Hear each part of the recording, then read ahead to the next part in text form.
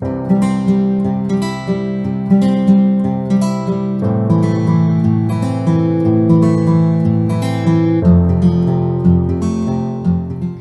guys, welcome to our channel.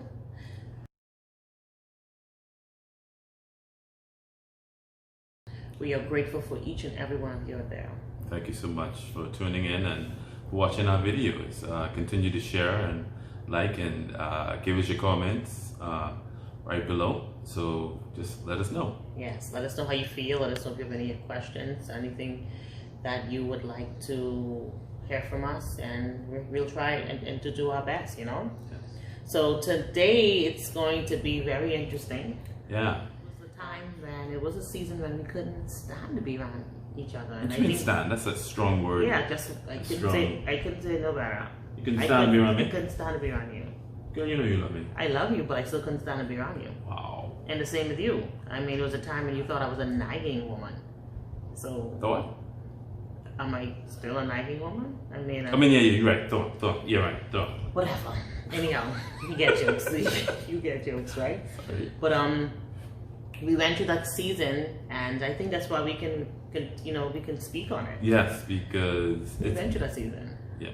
We went through that season when we really couldn't stand to be around each other, and I think it's important to, figure out why you get to that point and dig deep to figure out the core. Yeah. Why all of a sudden the person you love so much, you couldn't wait to marry, you couldn't wait to hang with, you don't want to be with the person.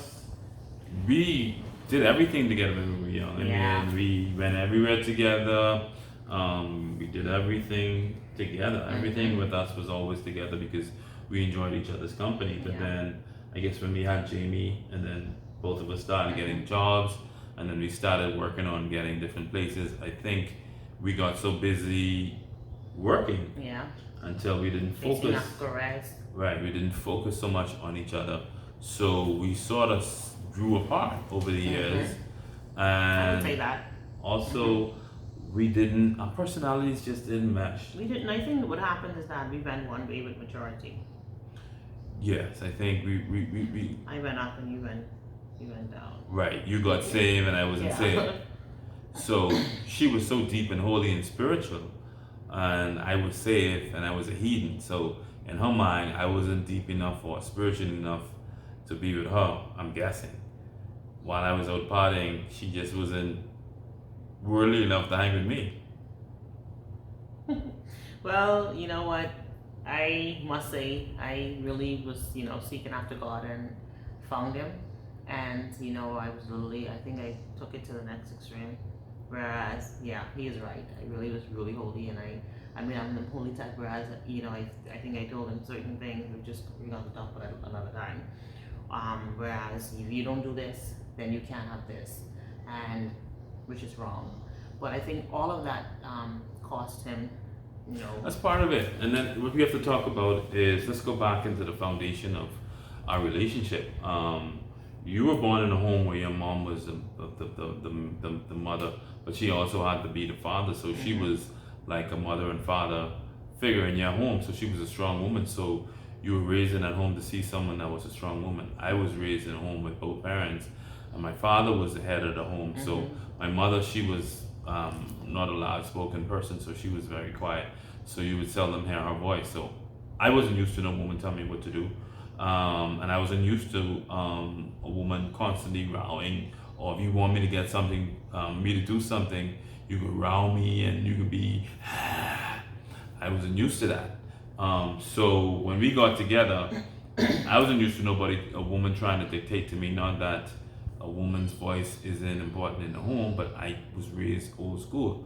So back in the day, that's how it was. A man was the head of the home. He was the man of the house. Whereas, coming home and, what's going on? This woman's supposed to love me. I mean, this is my best friend. So what's going on with this woman? Why is she carrying on like this with me? I mean, I'm looking around like, is this the same woman I married? Why is every conversation we have an argument? Why is she constantly trying to chew my head off as opposed to us just having a conversation? And how did you see it? I see it as, this ain't the guy who I fell in love with in school. This is not the guy that I married as well, because he never drank. I didn't marry an alcoholic. I didn't marry someone who was gonna go until 3 or 4 o'clock in the morning or until the sun comes up. So in my head, I'm thinking I have these children, and all of a sudden you just don't want to be with me. In my head, I'm thinking, what happened? You're no longer attracted to me anymore because I gained a little weight, because of the children that I had for you. So in my head, I wasn't happy. So if someone who's not happy, eventually there's no way in the world that I can show that I'm happy. I can be snapping. We can snap. It's not right, but that is what happened. And so you looking at it in one way, you only married a woman who rowing, and I married a man who was a drunkard.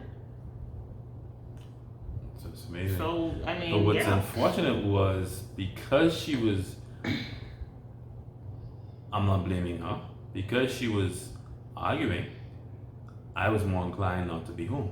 I prefer to go out with my friends and come home drunk. By then I wouldn't get to hear her. Get to hear her So arguing basically you around. drank me out. So basically you drank me out, basically. That's what the plan was. If I coming home to her around, I might as well be drunk and can't hear her anyway. So time as I reach home, I could be to the point where I could just go straight to sleep. She could row what she want. I could be tuning in. And so that was And so that's the problem. And us being that's best part of friends, it. we end up being enemies because Right. of what happened. And let's go back. That's part of the problem. Let's go deeper because sometimes we don't go deep enough. Let's go deeper into her family background. And we're not knocking her mom. You better I'm not. not knocking. Mama's be watching this. Too bad, too sad. I love you, mom. And we're not knocking my parents, but let's be real.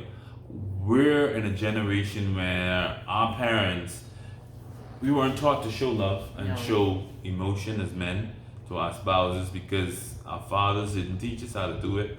Their fathers didn't teach them. And her mom, the generation that she was raised in, especially a woman who was going to be having to do everything, she definitely was going to be someone that's strong. Yeah. And the way that she get things done is through force because she had to be a woman and a man. So That's true. we tend to do what we see. So I was just falling a pattern. My father's father drank. My father drank. His brother drank. And it was something in my family. So it was a generational thing. My oldest brother, his first real job was the warehouse manager in a liquor store. So all of my brothers drank. So it was something that we all did. So it was something that was not just on the surface, but it was generational. And it was something that, because of the challenges that we encountered, it sort of brought it out. I allowed it to surface and I allowed it to consume me. Yes. So it was also for her when she was saying she was arguing because I was drinking, she was also arguing because that was the way she saw her mother communicate with them. And a lot of times her mom communicated that way because she was so frustrated, taking on two roles. And what could happen is because she grew up in that home seeing her mom operate a certain way, she would think that's the norm. And she kind of got comfortable thinking that that is the norm to communicate with people, not understanding that the situations are different. See, when you get married, the job is that she brings the best from her home, I bring the best from my home, and we bring them together. Yeah. I always say that marriage is God's first institution, one of God's first institutions. And organizations take that principle and they capitalize on it and become very profitable. They call it a merger. It's the same as a marriage. Yeah. And they work the principles of marriage better than we do. Yeah. And the way they do it is before a merger occurs, those two corporations sit down and they discuss the best practices of each organization in a marriage, and that's why you have to do premarital counseling sessions and ensure that you do all the sessions, you take notes, and you are accountable to each other as you go through those sessions to ensure that the information that's passed on, that you put it into practice. Yeah. Like I was saying, companies, they sit down and they discuss everything about each other. What are your finances? Who you owe? Who you own? What is your history? What's your family history?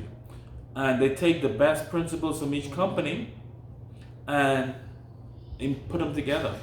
Now, all the bad practices and all the bad principles, they disappear. They don't carry on to the new corporation. And what happens with us when we get married is, a lot of times you bring everything from your home, I bring everything from my home, Yes. and we put them together and we try to form this new relationship based on everything from her home and everything from my home, when in actuality we're supposed to sit down and have a conversation and really trash out and say, listen, this is how we're going to do this. This is how we're going to deal with our finances. This is how we're going to plan to have our children. This is how we're going to plan to, this is the home that we're going to have. This is how many children we're going to have. Hey, who's going to empty the garbage? Who's going to wash the dishes? Who's going to cook? Who's going to wash the clothes? So these conversations we need to have and ensure that once you have them, you put them into practice. Because if you don't put them into practice, when you get married, if you bring those old principles from your home and she brings from her home and you just put all those bad principles together, you're going to end up with a challenge Yes, and trouble. Definitely. And I think that's where we went wrong. Right. Because at the end of the day, I didn't know any better. So what I did, Neither did I I. took all of what I thought was good and I threw it at him, and he did the same. So I think, we said all this to say, finding out the root of the problems, Right. Finding out how you end up being so separate Right. and so distant. It's all going back and thinking from the very beginning, Right. and knowing that the foundation has to be extremely solid, Mm-hmm. and communication is key. Right. Open, honest, critical communication. Sometimes you gotta say what you have to say because it needs to be said. In other words, you gotta say some difficult things. It may offend your spouse at that time, but if you don't say it and you allow things to just continue to go on, it's going to mount and mount and mount until it creates this huge problem, Yes. and it'll be a big blow up later on in the relationship. And that's what happened with us. We didn't have certain conversations early on, even though we went to marital counseling sessions, we didn't have certain conversations. So because we didn't have certain conversations, she was expecting some stuff from me, I was expecting some stuff from her. I didn't communicate what I was expecting from her to her. When I go out with my friends, I'm like, this woman don't do this. She don't cook. She don't do this. And when she talking to her friends, she's like, this man, he don't do this. He doesn't do that. And we weren't talking To each other. And that's the main person you should be talking to. exactly. Because what ends up happening is that you go to the people on the outside, they can't help you. Right. It's going to just cause more problems. Point blank. And then when you go to the people on the outside, they're giving you their own opinion of how your relationship should run based on the experiences that they had. Yes, that's In the different thing past. altogether. So that's a whole different cup of tea. They made some bad decisions. They ended up in some issues because of some bad decisions. And they're now bringing whatever they experienced to your life and saying, you going through what you're going through because this man ain't no good. Or your friend saying, boy, these all women is the same, all women is cheap. And you accepting that. So we gotta be careful. We have to be extremely careful and understand that, listen, this is who I married, this is who I chose to be with, or chose to be in a relationship with. Yes. Any challenge that I have, I should be comfortable speaking to her and saying, listen, I don't like you screaming at me. When people scream at me, I shut down. As opposed to me just, whenever she screams, I scream back. So it doesn't stop. No. And then that creates the next problem.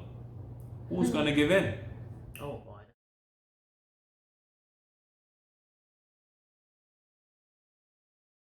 Look, dude, stare at this face 24/7. Look at the camera and smile, please. Wow. Very, that's how you feel with me? Love struck, man. Tell me how to, what you want me to do?